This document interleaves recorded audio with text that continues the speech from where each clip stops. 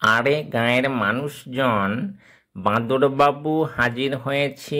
আজ আপনাদের শোনাবো বছরের সেরা সিনেমার থেকেও বড় নাটক। নায়ক শুভেন্দু দাদা, ভিলেন কারা? আরে সেইটা তো এখনো গভীর তদন্তে আছে।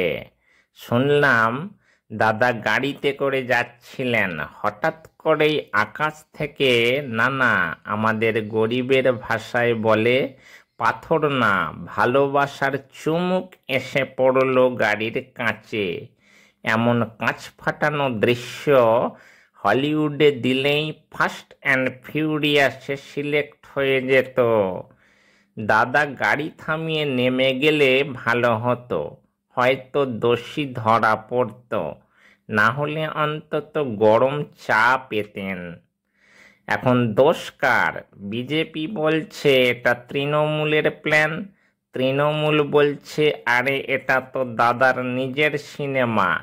দুই দিকের ঝগড়া দেখে মনে হচ্ছে বিয়ের অনুষ্ঠানে খাবারের পাতে মাছের মাথা নিয়ে ঝগড়া হচ্ছে।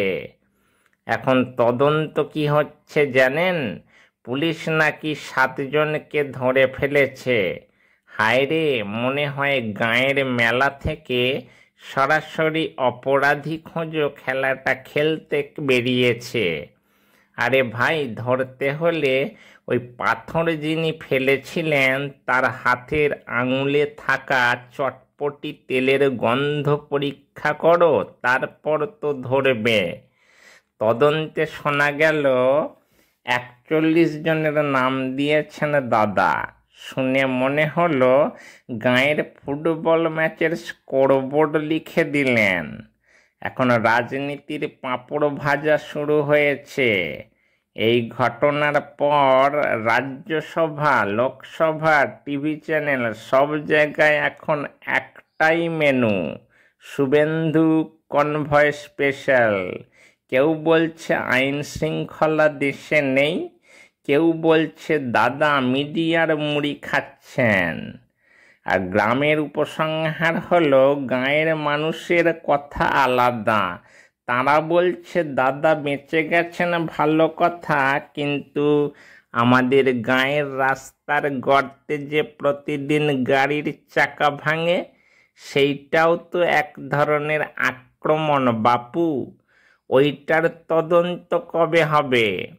তাহলে বন্ধুগণ, এই ছিল শুভেন্দু দাদার রোড শো পাথর এডিশন। আগামীতে আবার ফিরব। ততদিন মনে রাখবেন, পাথর ছুঁড়বেন না, চা ছুঁড়ুন।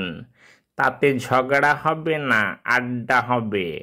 আমি বাঁদরবাবু, আপনাদের গ্রামের হাসির ফোঁয়ারা। আজকে তাহলে আসি। যদি ভিডিওটা ভালো লেগে থাকে লাইক করবেন, কমেন্টে কিছু বলার থাকলে অবশ্যই কমেন্ট বক্সে কমেন্ট করবেন। আমি তাহলে আজকে আসি।